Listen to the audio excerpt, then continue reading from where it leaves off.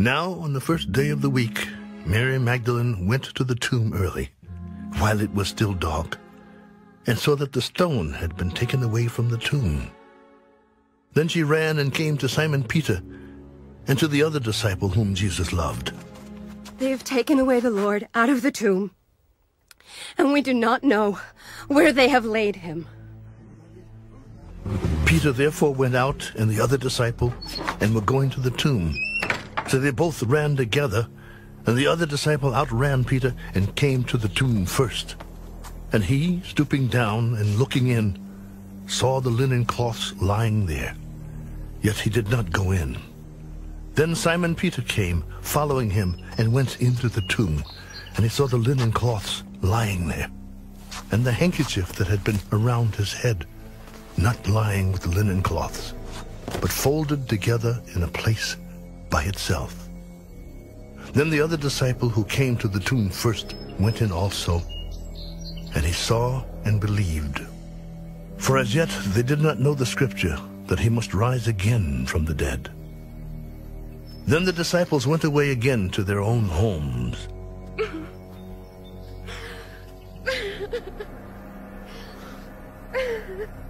But Mary stood outside by the tomb, weeping. And as she wept, she stooped down and looked into the tomb.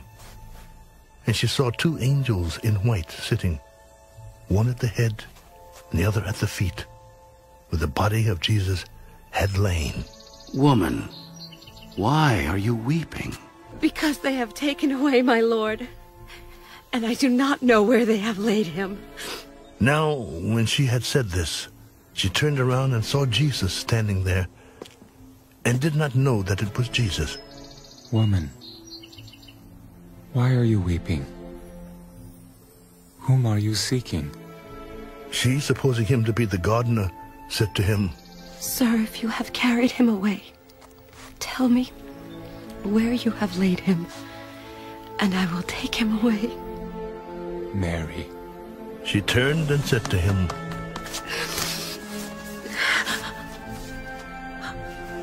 Rabboni, which is to say, Teacher. Do not cling to me, for I have not yet ascended to my Father. But go to my brethren and say to them, I am ascending to my Father and your Father, and to my God and your God. Mary Magdalene came and told the disciples that she had seen the Lord, and that he had spoken these things to her.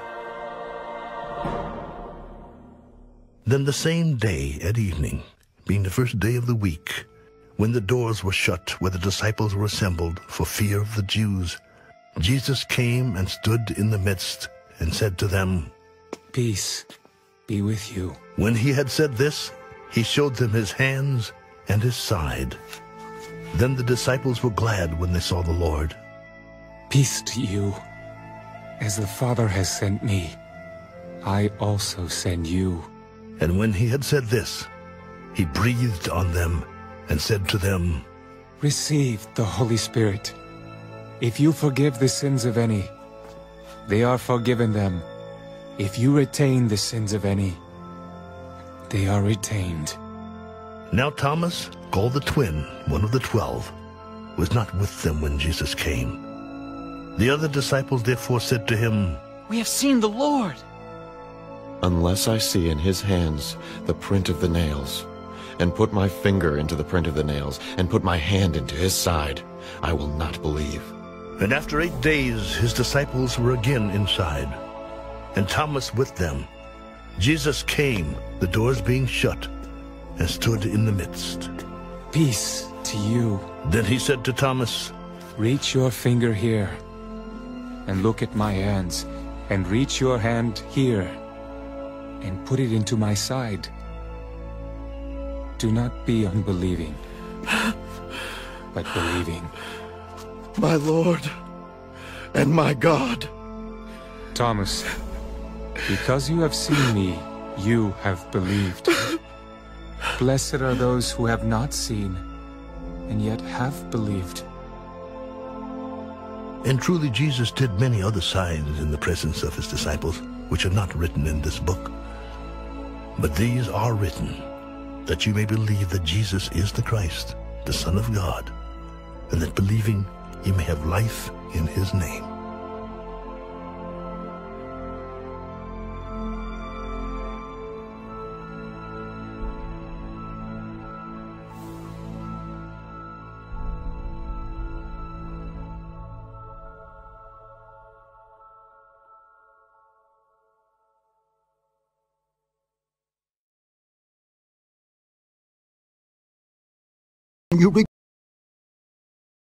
The Book of Job.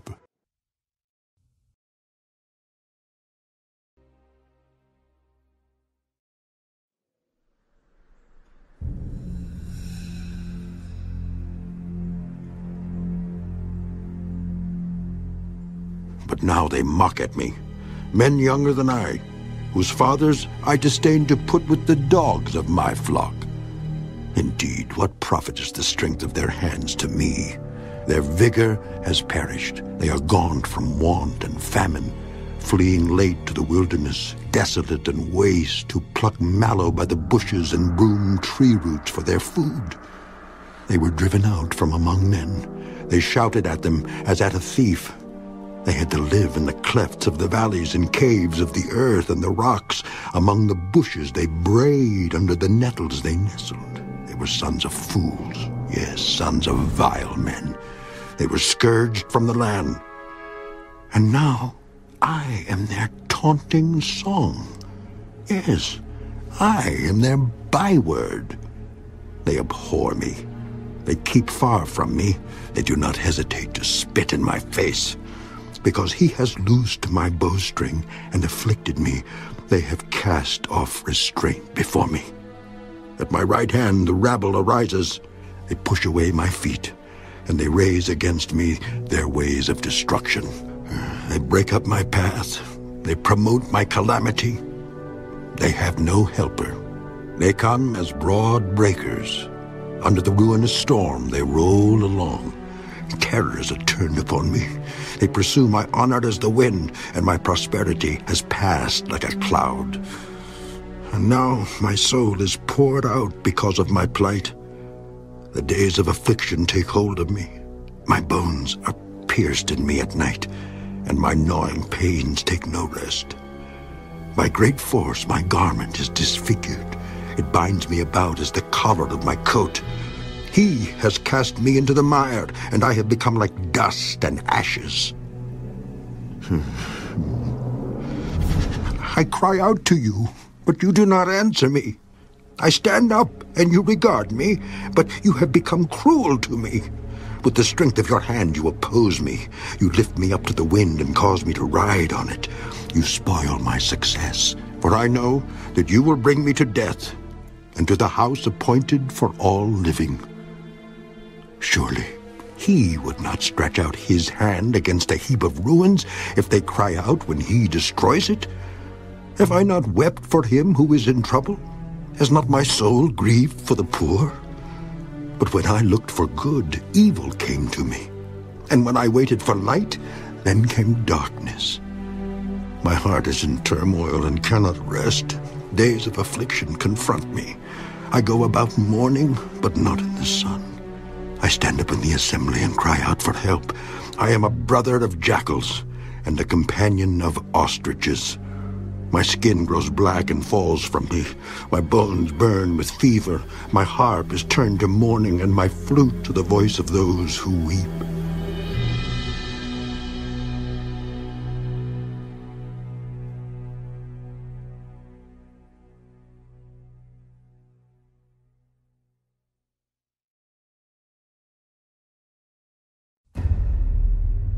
I have made a covenant with my eyes. Why then should I look upon a young woman? For what is the allotment of God from above, and the inheritance of the Almighty from on high? Is it not destruction for the wicked, and disaster for the workers of iniquity? Does he not see my ways and count all my steps? If I have walked with falsehood, or if my foot has hastened to deceit, let me be weighed on honest scales, that God may know my integrity. if my step is turned from the way, or my heart walked after my eyes, or if any spot adheres to my hands, then let me sow and another eat. Yes, let my harvest be rooted out. If my heart has been enticed by a woman, or if I have lurked at my neighbor's door, then let my wife grind for another, and let others bow down over her, for that would be wickedness. Yes, it would be iniquity deserving of judgment, for that would be a fire that consumes to destruction, and would root out all my increase. If I have despised the cause of my male or female servant when they complained against me, what then shall I do when God rises up? When he punishes, how shall I answer him? Did not he who made me in the womb make them? Did not the same one fashion us in the womb? If I have kept the poor from their desire, or caused the eyes of the widow to fail, or eaten my morsel by myself, so that the fatherless could not eat of it, but from my youth I reared him as a father, and from my mother's womb I guided the widow. If I have seen anyone perish for lack of clothing, or any poor man without covering, if his heart has not blessed me, and if he was not warmed with the fleece of my sheep, if I have raised my hand against the fatherless when I saw I had help in the gate, then let my arm fall from my shoulder. Let my arm be torn from the socket. For destruction from God is a terror to me, and because of his magnificence, I cannot endure. If I have made gold my hope, or said to find gold, you are my confidence. If I have rejoiced because my wealth was great, and because my hand had gained much. If I have observed the sun when it shines, or the moon moving in brightness, so that my heart has been secretly enticed, and my mouth has kissed my hand, this also would be an iniquity deserving of judgment, for I would have denied God who is above. If I have rejoiced at the destruction of him who hated me, or lifted myself up when evil found him, indeed I have not allowed my mouth to sin by asking for a curse on his soul. If the men of my tent have not said, who is there that has not been satisfied with his meat? But no sojourner had to lodge in the street, for I have opened my doors to the traveler. If I have covered my transgressions as Adam by hiding my iniquity in my bosom, because I feared the great multitude and dreaded the contempt of families, so that I kept silence and did not go out of the door, oh, that I had one to hear me. Here is my mark. Oh, that the Almighty would answer me, that my prosecutor had written a book. Surely I would carry it on my shoulder and bind it on me like a crown. I would declare to him the number of my steps. Like a prince I would approach him. If my land cries out against me and its furrows weep together, if I have eaten its fruit without money or caused its owners to lose their lives, then let thistles grow instead of wheat and weeds instead of barley. The words of Job are ended. The Book of Proverbs. Wine is a mocker. Strong drink is a brawler. And whoever is led astray by it is not wise. The wrath of a king is like the roaring of a lion. Whoever provokes him to anger sins against his own life. It is honorable for a man to stop striving, since any fool can start a quarrel. The lazy man will not plow because of winter. He will beg during harvest and have nothing. Counsel in the heart of man is like deep water, but a man of understanding will draw it out. Most men will proclaim each his own goodness, but who can find a faithful man? The righteous man walks in his integrity. His children are blessed after him. A king who sits on the throne of judgment scatters all evil with his eyes. Who can say, I have made my heart clean, I am pure from my sin? Diverse weights and diverse measures, they are both alike an abomination to the Lord. Even a child is known by his deeds, whether what he does is pure and right. The hearing ear and the seeing eye, the Lord has made them both. Do not love sleep, lest you come to poverty. Open your eyes, and you will be satisfied with bread. It is good for nothing, cries the buyer. But when he has gone his way, then he boasts. There is gold and a multitude of rubies, but the lips of knowledge are a precious jewel. Take the garment of one who is surety for a stranger, and hold it as a pledge, when it is for a seductress. Bread gained by deceit is sweet to a man, but afterward his mouth will be filled with gravel. Plans are established by counsel, but wise counsel wage war. He who goes about as a talebearer reveals secrets. Therefore, do not associate with one who flatters with his lips. Whoever curses his father or his mother, his lamp will be put out in deep darkness. An inheritance gained hastily at the beginning will not be blessed at the end. Do not say, I will recompense evil. Wait for the Lord, and he will save you. Diverse weights are an abomination to the Lord, and dishonest scales are not good. A man's steps are of the Lord. How then can a man understand his own way? It is a snare for a man to devote rashly something as holy, and afterward to reconsider his vows. A wise king sifts out the wicked and brings the threshing wheel over them.